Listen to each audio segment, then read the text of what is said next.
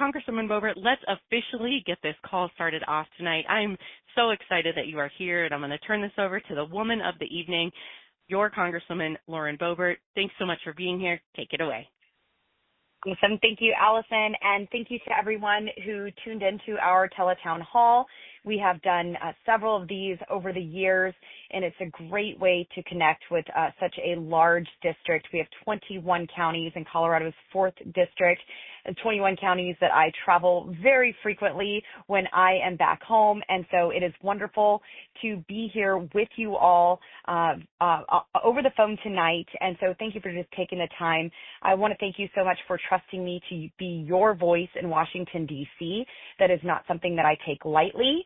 And it's something that I honor on a daily basis, and I want to represent you well. I want to make you proud, uphold the Constitution, and ensure that you have a government that is working for you, the people. For far too long, we have had a government that seems to only want to control the people, but you are the ones who are ultimately in control under our constitutional republic in the United States of America, and it has been a wonderful year so far. I do want to start off by just recognizing my family and also thanking you guys for that.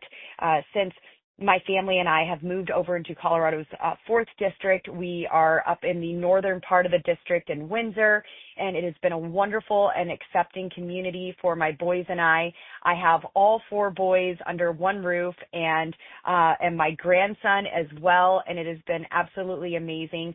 The drive time throughout Colorado's 4th district is a lot easier than most parts of Colorado. We have long, straight, flat highways that enable me to get home and be with my boys and cook dinners often. So I just want to say a personal thank you for allowing me to serve in such a wonderful district that also allows me to be mom and granny. So this year, we really hit the ground running. Since the beginning of January, our staff has opened over 300 constituent cases and already closed more than 200 of those cases that have come into our offices. We have an office in Castle Rock and another one up in the Windsor area where we're going to be moving locations there. So we'll be located in Windsor in a brick and mortar building there. But these are the issues that I'm working on, like securing tax returns, helping with receiving Social Security benefits, and also providing guidance on the right agencies to be connected with. So if you're struggling with any federal agency, please call my offices because we are here to help with those issues. We have returned over $426,000 in taxpayer dollars to constituents since January alone, including making sure the constituents received their proper amount of back pay from Social Security. Our team receives thousands of phone calls and emails each month, and they do their best to respond to everyone as quickly as possible, in addition to holding in-person meetings and attending various meetings and events across the district. My team is also, they do a fantastic job of filling in and being a surrogate for me when I'm working in Washington, D.C., and so we try to have a presence at as many events as possible. Here in Washington, D.C., our schedule has us members here more than ever before. So I work diligently here for most of the week, and then when I come back home, I try to get to as much of our district as possible throughout those days that I'm there. There are many things that we have worked on already successfully here in Washington, D.C., like the Laken-Riley Act and even border security. We are winning big for America, y'all. And I'm proud to say that the Laken-Riley Act is now law, and we are cracking down hard on violent, illegal criminal aliens who have no business being here. And let me tell you, under President Trump's leadership, we've seen border crossings drop like a rock. We are working to not only secure the border, but we are draining that swamp, and we are draining it faster than our irrigation ditches in August in the 4th district. But we're proving that strong policies work for America. And I've been fighting for this since day one with my Build the Wall Border Security Act, because our communities deserve safety, not open border chaos. And I'll never stop fighting to secure our southern border and put America first. President Trump has done a tremendous job at securing that. We're over 90% secure at our southern border. Our Secretary Kristi Noem and Border Czar Tom Homan have done amazing work along with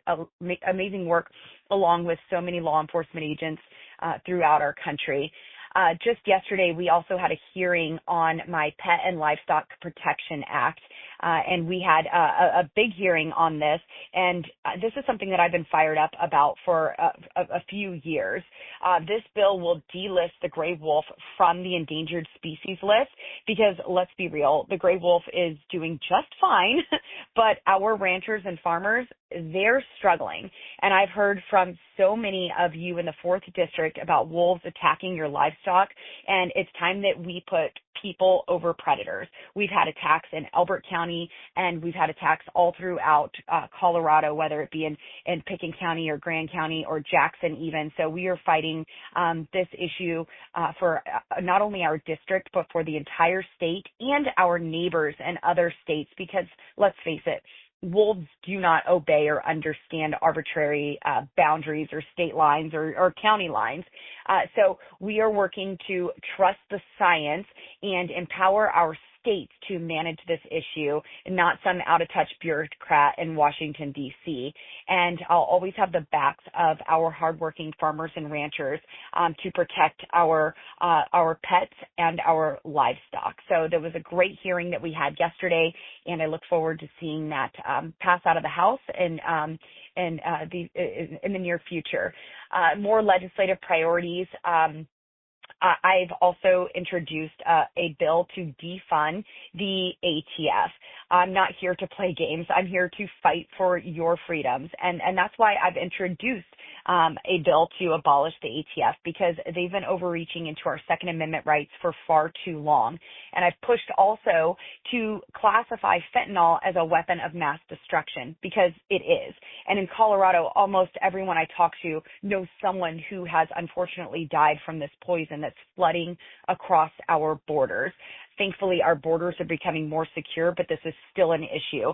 I saw that we had law enforcement officers in Colorado have another stop and seize a lot of fentanyl just yesterday even. So I'm grateful they got that out, but we need to give them the tools to handle this properly.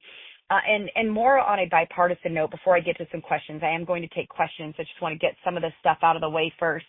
On a bipartisan note, I've teamed up with Congressman Jason Crow to introduce the Space National Guard Establishment Act, and this will create a Space Force National Guard, and this will save taxpayer dollars and keep our nation ready for any threat right here from Colorado, where we lead in space and military strength. And I'm working for you on every front, from your rights to our national security. Along those lines, I've also fought diligently to keep Space Command in Colorado.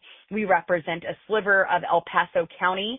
That's not exactly Colorado Springs there, but we want Space Command for all of Colorado. And this is something that I've also worked with our senators Hickenlooper and Bennett, our Governor Jared Polis, and of course our President Trump. In ensuring that we can keep Space Command in Colorado and not send it out west to somewhere like Huntsville, Alabama.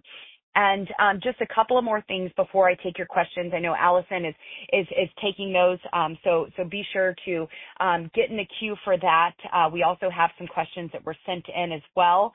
And if you do want to be on our email list, you can press 7, and we will get your email. We can also sign you up for text messages. And we also have my website, boebert.house.gov. So you can sign up for our e-newsletters that way as well. There's a lot of information that comes out from there. But just a few other things about district meetings and some of the results that we're seeing.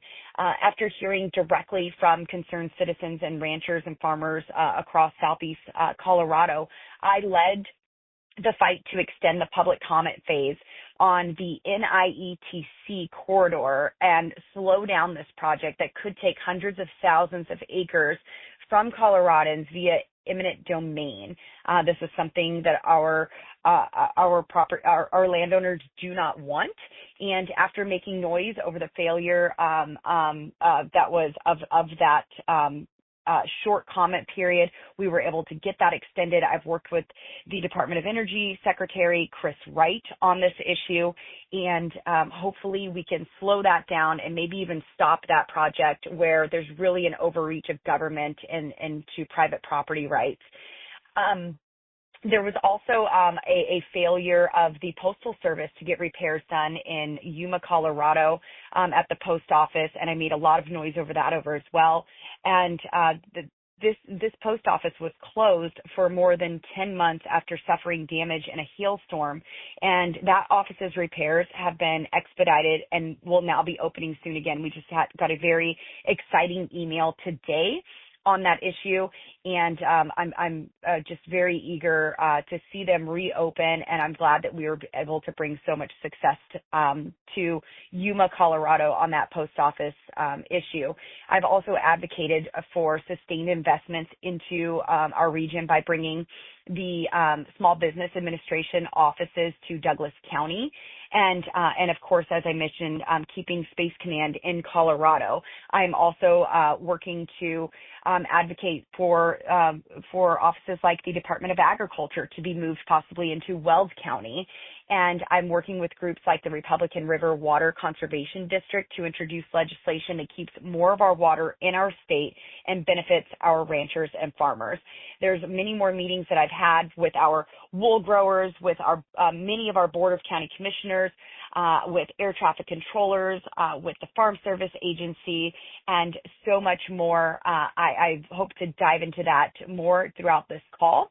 But from fire chiefs to elected officials to the Ports to Plains Alliance, ranchers, farmers, law enforcement officials, and so many great 4th District constituents who believe in the work we are doing together, I am having conversations, and hopefully those will produce amazing results for everyone. So I'm going to kick this back to Allison for a moment and get to some of your questions. Oh, yes, absolutely. And we've got them coming in. So another reminder, you can press 0 to submit your question. We have lots of folks doing that now. Also, as Congresswoman Boebert said, we want to keep you up to date. So go ahead, press 7, provide us your email if you want to join our e-newsletter. Lots of important information. You can also provide us your cell phone number if you want us to add you to our text update list. So Congresswoman Boebert, this first question came from Christina in Loveland. She came into the office to submit it, and she says, what are you doing to protect the American people from the overreaching of DOGE and Elon Musk trying to access personal information and confidential files of the American public? Musk is not an elected official and has been given unprecedented access to agencies inside the government. And Christina says, I do not believe this is appropriate. Well, thank you so much, Allison, for reading that off. And Christina, I do appreciate this question. This is something that we do get a lot of phone calls about. And I just want you to know, first and foremost, that I will always fight to protect the privacy of the American people. Elon Musk and his team have been careful and responsible when it comes to any data that they have accessed as a part of President Trump's assignment to make government more efficient. This is not information that they are trying to steal for the American people by any means. After all, Elon Musk, the richest man in the world and someone who started PayPal, he's had access to so much information over the years, and he's not trying to tap into that. If we really want to talk about bureaucrats accessing your private information, I would rather talk about how I fought against the Democrat bill that hired 87,000 armed IRS agents to snoop into your bank accounts. Now, that is accessing your private data. And I fought against and helped put an end to the Biden administration's unconstitutional plan requiring banks and credit unions to report individuals' financial transactions of $600 and above to the IRS. So let me be crystal clear here, Christina. I do not support unelected bureaucrats or tech giants working with the government to suppress liberty, which is exactly what Elon Musk and DOGE have helped expose. They are absolutely exposing how we have had bureaucrats in your business for far too long, and now he is exposing the waste, fraud, and abuse of our taxpayer money. And if any wrongdoing occurs, I will absolutely work to hold anyone accountable in my role as a member of the House Oversight Committee. All right, excellent. Thank you so much, Congresswoman Boebert. Christina, thanks for joining our conversation tonight. Let's go right away to a question that was submitted from Cynthia in Littleton. She says, why did you vote for a budget resolution that calls for massive cuts to Medicaid and SNAP programs while also giving even more tax cuts to the ultra wealthy? Didn't you used to use these same benefits when you were younger? Thank you, Allison, and thank you, Cynthia in Littleton. Anytime I hear Littleton, I wonder if you're maybe in a different part of Douglas County. I'm working on some zip codes there to ensure that our cities in Douglas County have their own unique identity and don't have to share a zip code with Littleton. There's folks like in Castle Pines and in Lone Tree, and even in some other areas of Douglas County. So anyhow, maybe you do live in exactly Littleton, but if not, I'm working to fix your zip code. So now with this budget resolution, this was honestly kind of a tough vote for me because I've never voted for a continuing resolution. However, I do appreciate what President Trump is doing and his administration is doing. I know what it's like to struggle. As you mentioned, yes, I absolutely did use benefits when I was younger.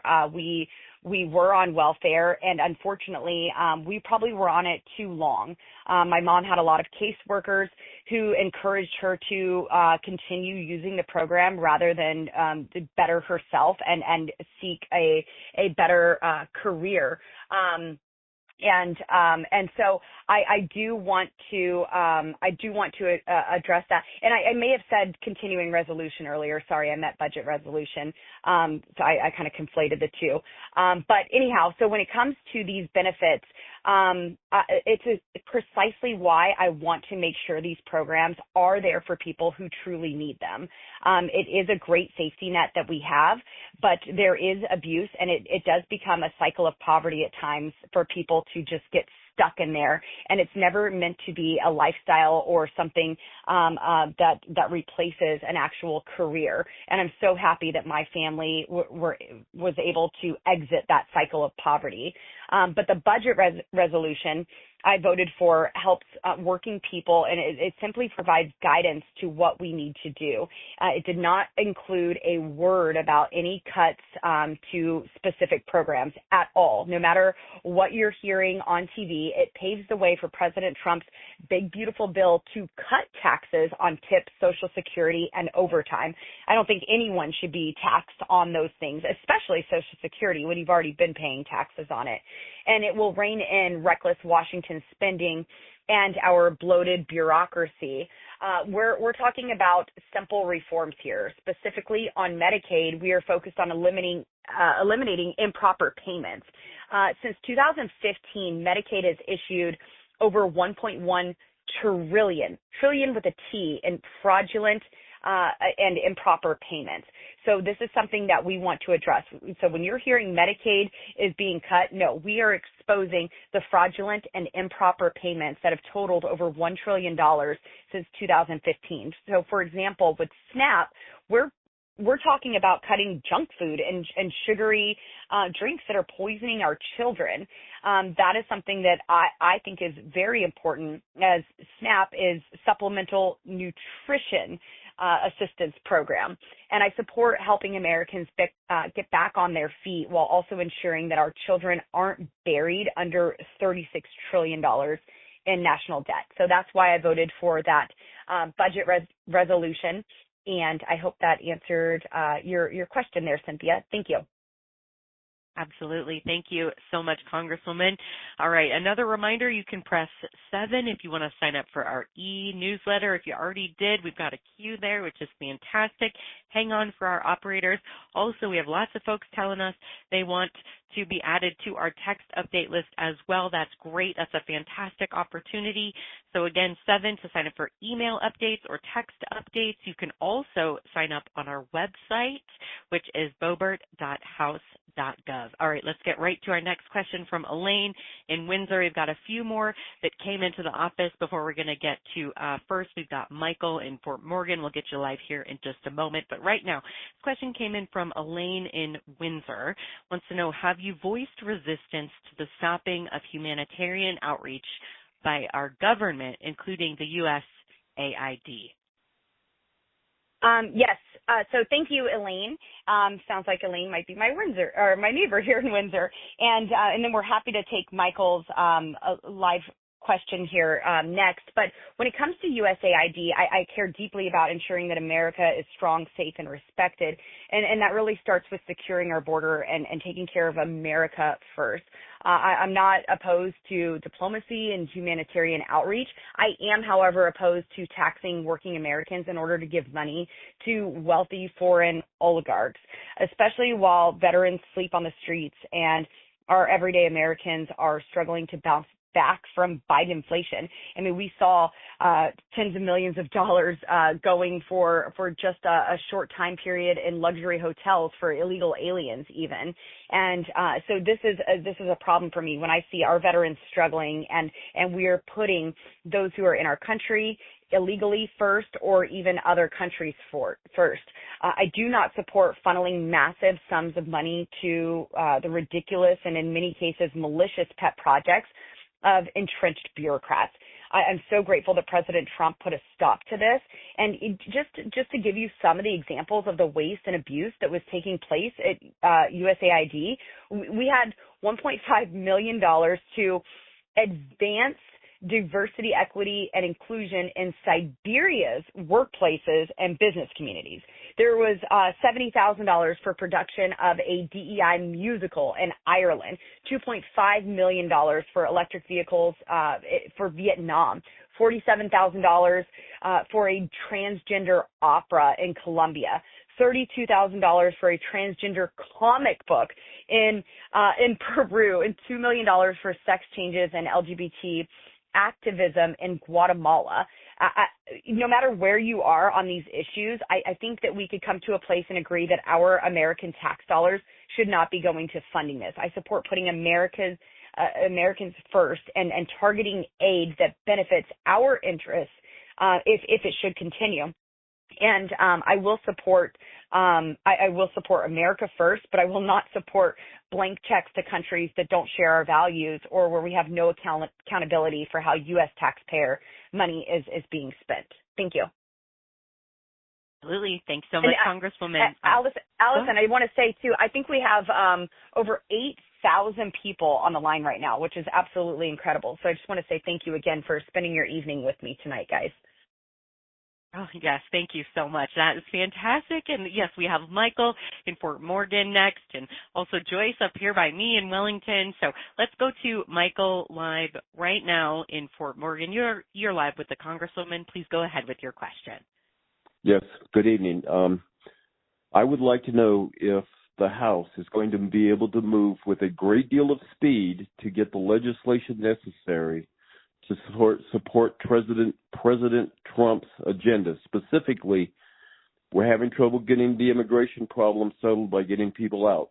We need to get rid of the Department of Education, and we still don't seem to have a handle on men and women's sports. There's a lot of resistance to this, and it looks like we need legislation to really support this agenda. I want to know if there is a plan to move the legislation through very rapidly. And as a side note, maybe not tonight, but I would like to open a conversation about outreach to the Hispanic and African American community, of which I am a faith leader in, so that we can continue to build the bridges between the party and my constituency.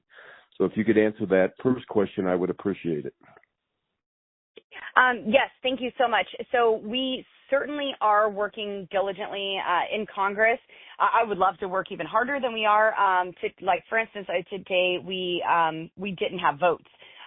We were here in Washington, D.C., but unfortunately we did have a senior member and the dean of the Arizona delegation, Raul Grijalva, pass away, and some were attending his funeral, so we did not vote today, even though this is a session day. And so I would love to be even more aggressive in our legislative calendar, but we are working to codify what President Trump is doing. I'm so proud of the work that he's doing so quickly, and we need to continue to do things like we did with the Lake and Riley Act. We were able to get that to President Trump and have that signed into law.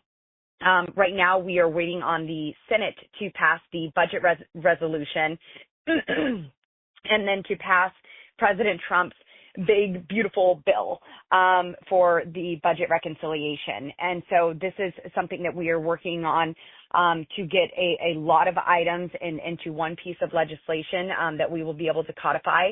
And then I do want you to know that the House did pass H.R. 28, Protection of Girls and Women's Sports Act of 2025, and we are, we're awaiting that. But we are taking action when it comes to the woke overreach and allowing men to dominate in women's sports. I was at the White House with the president when he signed his executive order, and now we are working to do what we can to codify that. But we passed that on January 14th, and I know President Trump has been very strict with states who say that they will not comply with that.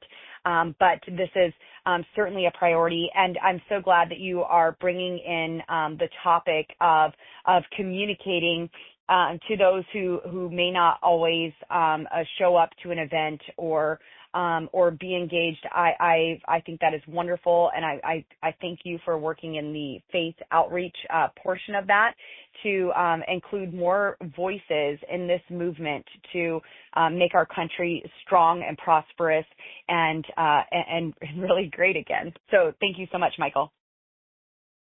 Excellent. Yes, thank you so much, Congresswoman Michael, for joining our conversation. Let's go right away to Joyce up here in the north in Wellington.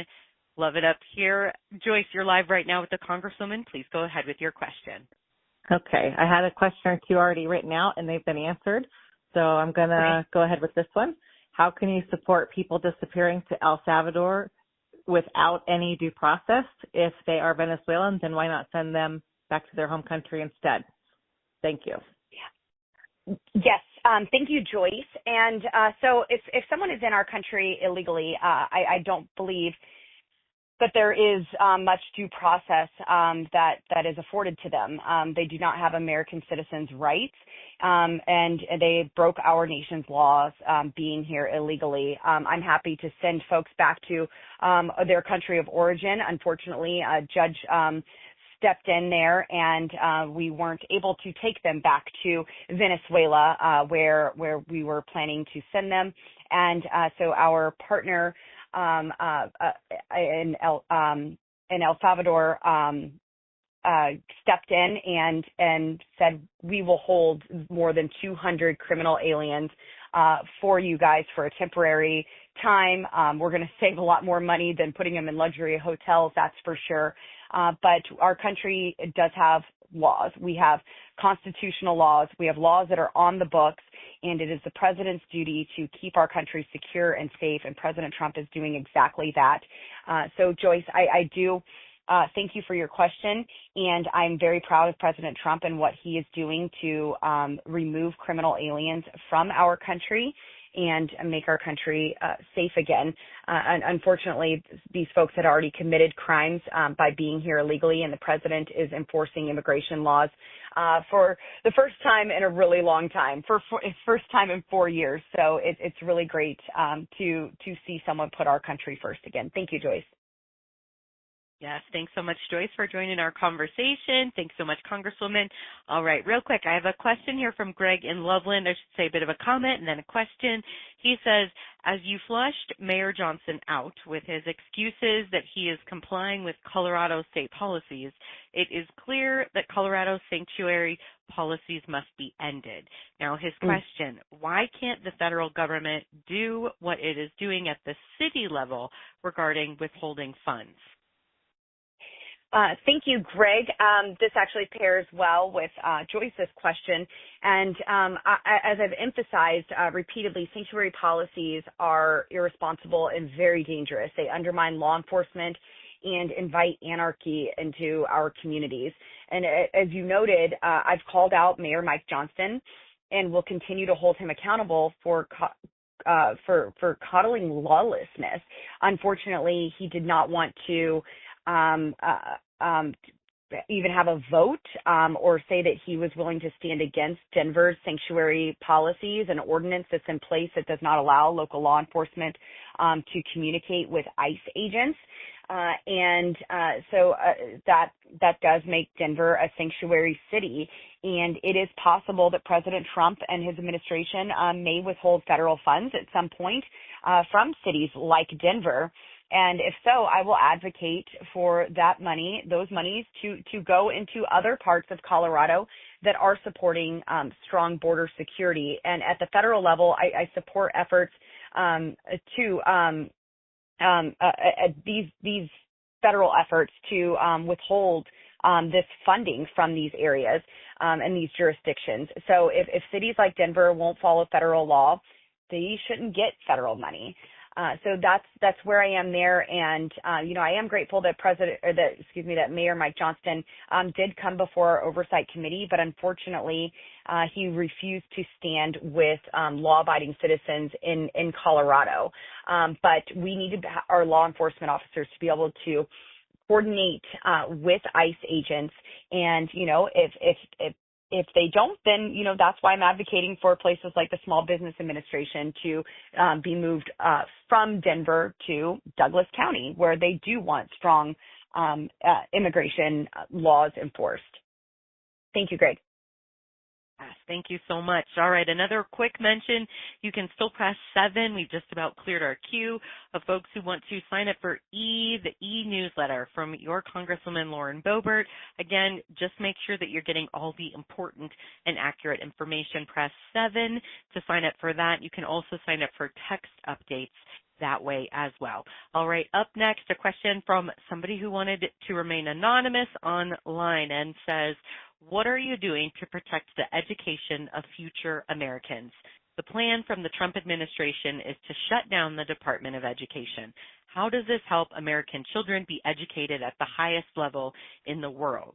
How can we have a strong and well-educated public if we do not maintain standards for education that include reading, math, and science standards? Yes. Well, thank you. Sorry I don't have your name, but thank you so much for that question. And here's what I know for a fact. Our current system of education funding is absolutely failing our children. We're not getting the improvements and results that we should based on the billions of dollars that we're spending.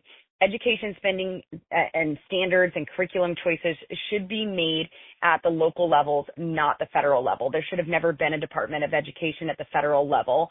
And that money that goes towards helping our students who have special needs is important, but that should be dictated at the state and local level. I think moms and dads need to have a stronger voice when it comes to education. And so I'm proud of President Trump and his executive order to dismantle the Department of Education and move some of these programs that the Department of Education had under different agencies and give more authority back to state and local entities. Thank you. Absolutely. Thank you so much. Next up, a question that comes from Aaron in Castle Rock. Says, as a constituent of Colorado since August of 2009, I've seen many fires devastate communities across the state. Currently, the Trump administration has decreased the staff of the U.S. Fire Service, USFS, which does fire mitigation in the state, and has planned facility closures and decreased funding and staffing for NOAA located in Boulder. Wants to know how is this administration guaranteeing the safety and economic prosperity for the people of Colorado when, due to these cuts, we're more susceptible now to natural disasters than we were before January 20th? Yes. So wildfire prevention and preparedness is certainly those are critical in Colorado, and this is a priority for me as I've met with fire chiefs from across the district and our Larimer and Douglas County commissioners. But let's be clear, we have a bloated bureaucracy, and spending does not equate to better outcomes. Decades of poor forest management, and we have had radical environmental lawsuits. We've had federal bureaucracy, and an emphasis on funding for suppression as opposed to active management is something that I've advocated for years. And this is what's caused this crisis because we haven't had that active management in the past. I was proud to co-sponsor and vote for the Fix Our Forests Act. And this is a comprehensive legislation that increases resiliency to the catastrophic wildfires that we see in Colorado and throughout the West by simplifying and expediting environmental reviews and coordinating resources for communities and reducing these frivolous lawsuits that delay forest management projects. I certainly support local, state, and federal coordination that focuses on these results, and I'll continue to support for investments in active forest management. But this bloated bureaucracy that stifles active management has not been serving Colorado well. We still have more than 6 billion standing dead trees in the West, and they're all creating this massive tinderbox just waiting to ignite. And really that pairs into our water quality, which is always a top priority in Colorado. 80% of Colorado's municipal water comes from our natural forests. So if we have unhealthy forests, then we have unhealthy watersheds. So active forest management is certainly something that I want to focus on. So when it comes to the United States Forest Service, this is something that I want to prioritize rather than just spending more money on salaries and not seeing that management take place. All right, excellent. Thank you so much. Thanks for that great question, Erin. All right, we'll take a live caller next. We've got Lynn in Roxborough Park. You're live right now. Please go ahead with your question. Thank you, Congresswoman, for taking my question. It's really twofold. So first, what can you tell us about the Environmental Protection Agency layoffs, in particular, committed personnel who are working toward the toxic waste cleanup in the western part of the United States, so very critical. And how are you helping to ensure we have clean water and air since so many restrictions are being eliminated?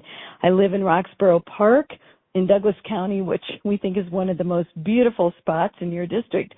And so finally, the second part is, how are you helping to ensure that national parks are protected adequately and they're staffed adequately, since it seems like in Colorado and the West, many of our park workers are being laid off? Yes, thank you. So I'm sorry, what was your first name again? Lynn in Roxborough Park. Lynn. Yes, ma'am. And you're right, that is a very gorgeous area. So thank you so much for that question, Lynn. And I'm good friends with our new administrator at the EPA, Lee Zeldin, and I do applaud the deregulation that has taken place there. And he too is working to ensure we have an efficient federal government and not a bloated bureaucratic federal government. So certainly we have a lot of valuable folks who do work for our national parks and in our forests, and we want to highlight those and retain those. And there's even been some positions that I've advocated for to the administration to either bring back, or since there were hiring freezes, if a term had expired, to advocate for that position to be returned. And it's something that I'll continue to do as well. Just because something is paused or there's a hiring freeze at the moment doesn't mean that it's going to remain for the rest of President Trump's term. But we do, as I said, need active forest management. We all want to enjoy our national parks and ensure that they are clean and available for all of us. But we can't do that at the tune of $36 trillion. So we have to find a more efficient way to do this. As I said, I'm proud of the deregulation that's taking place, and I do want clean air and clean water. And I don't believe that more regulation is how we do that. We have a lot of regulations that are in place that really get in the way of a lot of efficient work that is being done. So I applaud deregulation, and I think that we will have a more robust environment at the end of all of this. So I'm excited at the work that the administration has been doing, and we have some of the best energy that we could produce in Colorado, and unfortunately, regulations have caused us to lose a lot of those good-paying jobs all throughout the 4th District and all throughout Colorado. No one produces energy better and cleaner and more efficiently, more reliable energy than we do. And so it's time that we get energy dominant again, and focus on energy security. And I think all of those things pair together nicely, and we will see much success from the work that is being done. Thank you, Lynn. Yes, thanks so much. And I second that. I love Roxborough Park. Thanks so much, Lynn, for joining our conversation. I should say I third that, I guess. Thanks so much.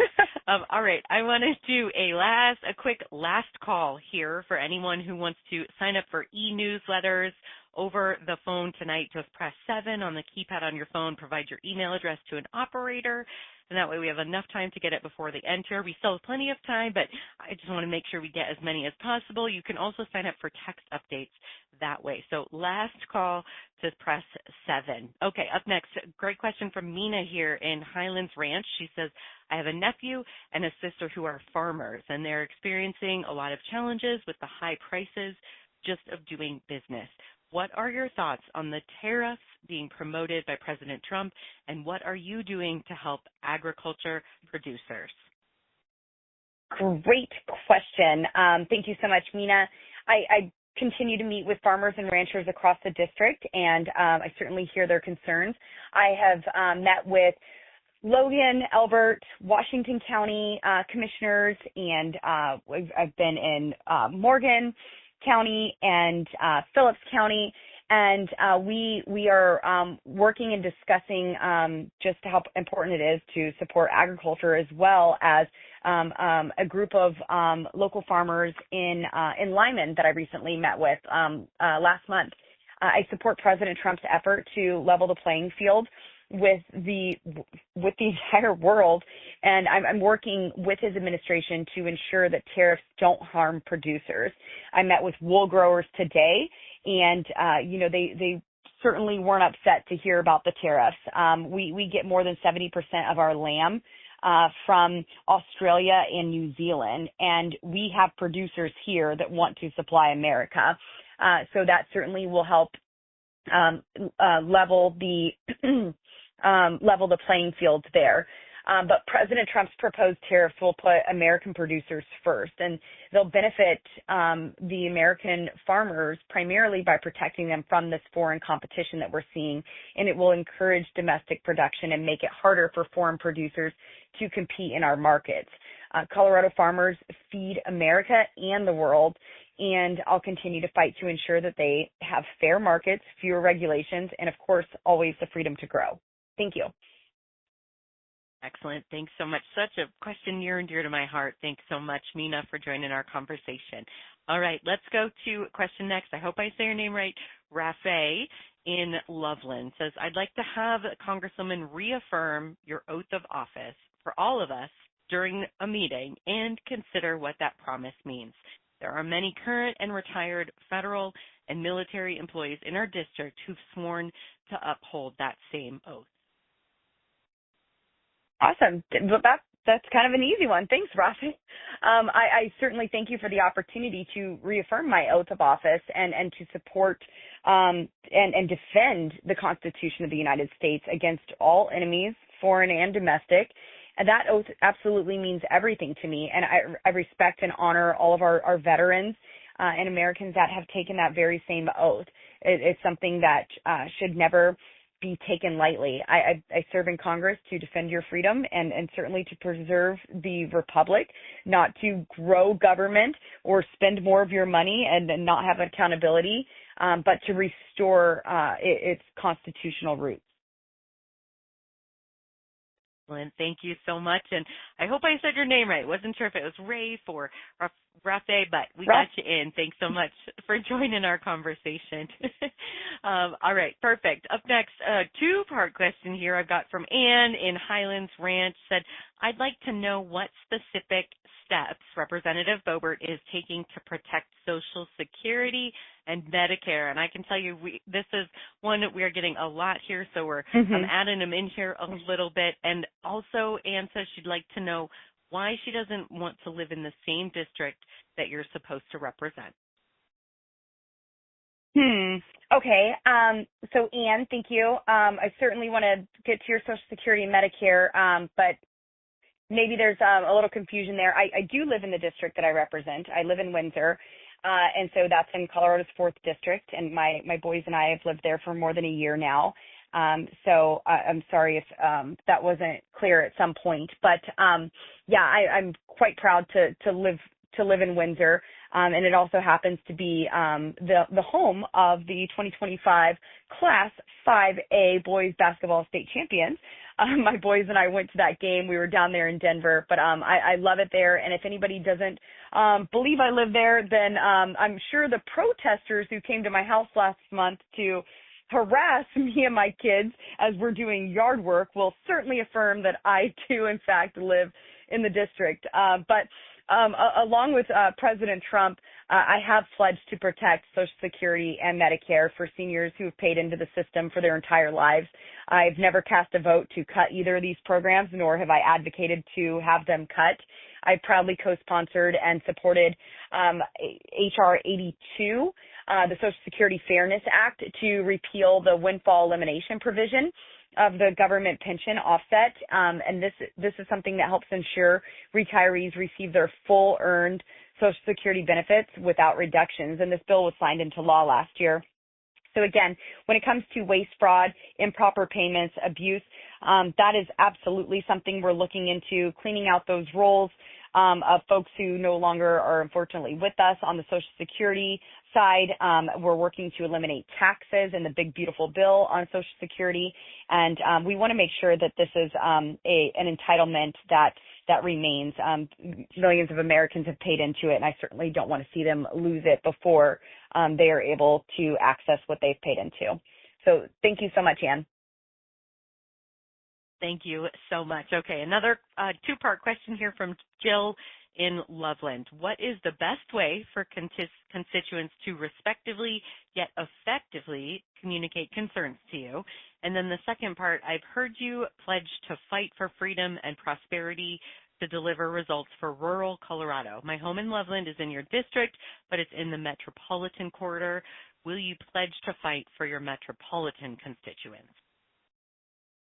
Yes, absolutely. So most of our district has very rural communities, and I certainly, have a near and dear heart to our rural counties.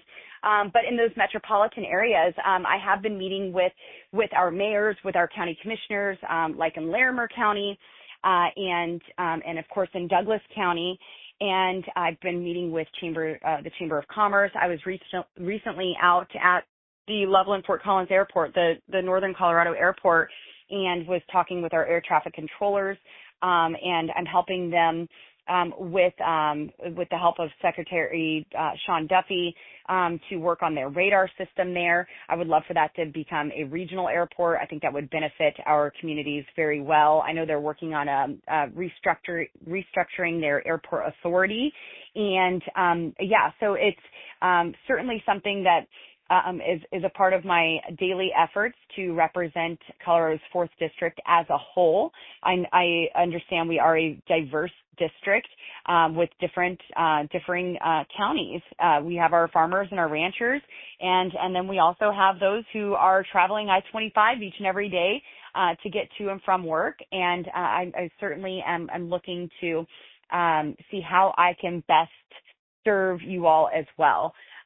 So I hope that answers your question. And also, Allison, I think we've gone a little long. It's 9:53, but I'm happy to take a couple more live questions if you'd like as well. Okay, perfect. Thanks so much. I will sneak in a couple more. Let's go to Michael in Castle Rock. Margaret in, let's see. Actually, I want Melissa. Sorry, I'm reading names right. We've got Melissa in Severance up live next. Melissa, you're live. Go ahead. Hi, thanks for having me today. Hi, Melissa. Boebert, from what I've been hearing here today, reducing bloated bureaucracy is a focal point of your priorities. Can you explain how an increase in federal bureaucratic efforts managing illegal immigrants is not just another form of bloated bureaucratic regulation? Sure. Yes. I don't see that as bloated bureaucratic regulation at all. I mean, these are folks who are serving in cabinet positions, and they have a team, and President Trump has given the authority to secure our country.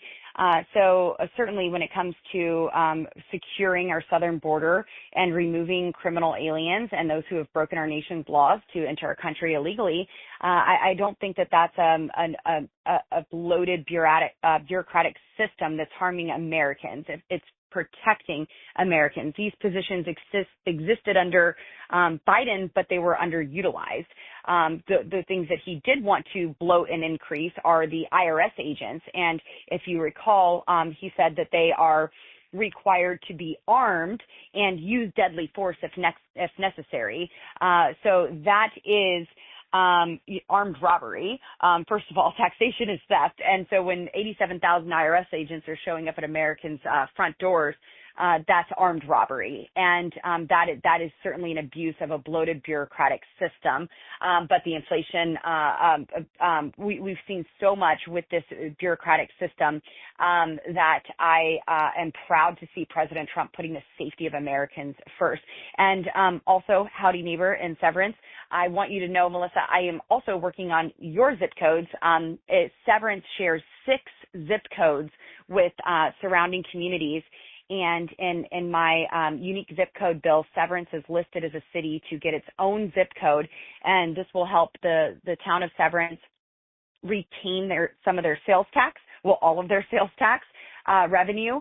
I don't have Severance's exact number of what they've have lost over the years, but I know places like Lone Tree have lost about $5 million in sales tax revenues because they don't have that unique zip code designation, and it'll also impact and help your home insurance rates and law enforcement, first responders response times and accuracy, a rural mail delivery, and so much more. In fact, I even had the rural letter carriers who came into my office yesterday. We had the president in there and then some local letter carriers. One lady represented Fort Collins and Timnath, and she was talking about just the struggles even from one side of the street to the other. I think it was on County Road 5, where one side can receive packages and the other side cannot.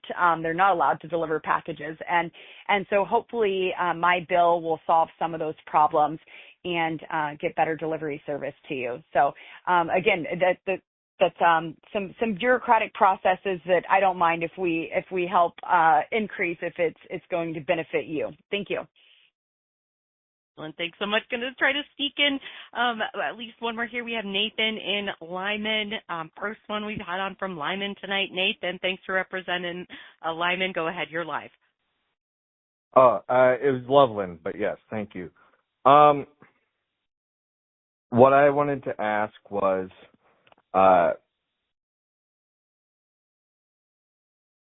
in terms of upholding the Constitution, what would you do if the Supreme Court ruled that Trump violated the Constitution and you refused to follow this ruling? Well, we would have to see what the ruling was. But yeah, when the Supreme Court makes a decision, then that becomes the law of the land. So when things move up to the Supreme Court, that certainly is something that we have always followed and adhered to. What I do have a problem with is rogue judges acting like they are president and trying to overrule President Trump. There's certainly legislation in the House and Senate that'll be coming forward to limit some of the district courts, the district judges' authority and we'll see where that goes. There's been impeachment articles that have been introduced. I've introduced an article, but we want to be able to move swiftly in these 4 years and get our country back better than it was. President Trump has us in a great place economically, a secure border, and we want to see that continue. But as we saw, the Supreme Court they ruled in favor of President Trump to remain on the ballot, even when Democrats try to go against democracy and remove him from the ballots. We saw that here in Colorado, and even our Supreme Court here in Colorado ruled against that when our Secretary of State tried to remove him from our ballot. And, it's really unfortunate when you see stuff like that, because the party who says, that Republicans are a threat to democracy, well, they're the ones that you're seeing rig their own primaries. It was rigged against Bernie Sanders twice. And then, of course, we saw them, get rid of Joe Biden and install Kamala Harris. Not a single Democrat voted for Kamala Harris to be the Democrat nominee in the general election. And so, those kind of things, that's what hurts any form of democracy that we have in our process. So I'm all about the rule of law and following procedure. I'm all for checks and balances. And we are working to ensure that our Constitution is followed. So we have one last question, and then we've been on the phone for an hour together. There are thousands of y'all that have stayed on the line, so thank you so much for that. This is just such an amazing way to reach so many folks. We're going to have this recorded for you as well, I believe, and so we'll make sure that you can access that if we can get that out there. And don't forget to sign up for emails as well. So let's take this last question. Yes, absolutely. We will have this recorded. I can confirm that. And man, my goodness, you're right, Congressman. We had so much great participation. I am blown away, but let's sneak one in here. Thanks so much for going along with us. We've got Mary in Strasburg. Let's get you live on the line with the Congresswoman. Mary, you're up. Hi, my name is Mary, and I am a small business owner in Strasburg, Colorado, and we depend heavily on the post office for our business. And I understand that there's efforts being made to privatize the post office. The post office is in the Constitution as a service to the people. And if the post office is privatized, I'm sure that rates will increase and it will be less accessible. What are you doing to save the post office for us small town business owners? Yes, ma'am. Well, first of all, thank you so much for investing in your community. I love Strasburg. I have a funny little story about Strasburg. When I was 9 years old, we went on a little school trip to a student's house that had moved there, and it was kind of our first trip like out in the country. And we came from Aurora and went out there. And I kind of got separated from our group, and I thought that there were two dogs that I had approached and was petting, and then the rest of my group came up behind me, and they were like, "Lauren, stay away, like stay still, and like come here." I'm like, "What's going on?" Yeah, they were coyotes. Crazy story, but that's my Strasburg memory as a childhood. Anyway, I do appreciate your question about the United States Postal Service. I work on these issues all the time with the post office. I hope you heard my passion in creating unique zip codes so we can have that sales tax revenue. We can have identity returned to so many areas like Centennial, Colorado, and Lone Tree and Highlands Ranch and Sterling Ranch and Severance, Colorado, and so many other places. This is something that the letter carriers came to my office and discussed yesterday. We just had the Postmaster General, DeJoy, resign. And so I'm not sure exactly where the future of the post office is, but right now I'm working to make sure that it is efficient, that we're not wasting money, taxpayer money. There's a lot of waste that is involved in that system. And so it is constitutional. It is there. I've always supported to fund the Postal Service. But we want to make sure that we are using your tax dollars in a responsible way and eliminating waste, fraud, and abuse. So there's a lot of work that the post office needs when it comes to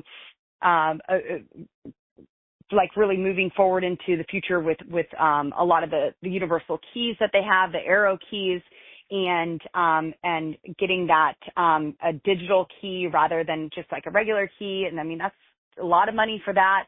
But we are, just every area of government trying to just make it as efficient as possible. So I work on the oversight committee where we have jurisdiction over the United States Postal Service. And when we get a new Postmaster General, I'll certainly bring them in there and ensure that you are all served well. I think that is our last question. We've gone for more than an hour, or about an hour, I guess. So I just want to thank you all so much for joining. We'll have many more of these. It's such a convenient way to reach about 10,000 people, maybe more, in our district. And so I thank you so much for being on the line. I hope you enjoy the rest of your evening with your families. I'm in Washington, D.C., so I'll probably FaceTime mine, but they're on spring break and enjoying that time. So thank you. It is an honor to represent you. And remember, if you have any issues with a federal agency, call our offices. We are there to help you. We are there to serve you. And I have an amazing team that will treat you kindly and, thank you for everything that you do. And let's work together to get Colorado strong again. Thank you.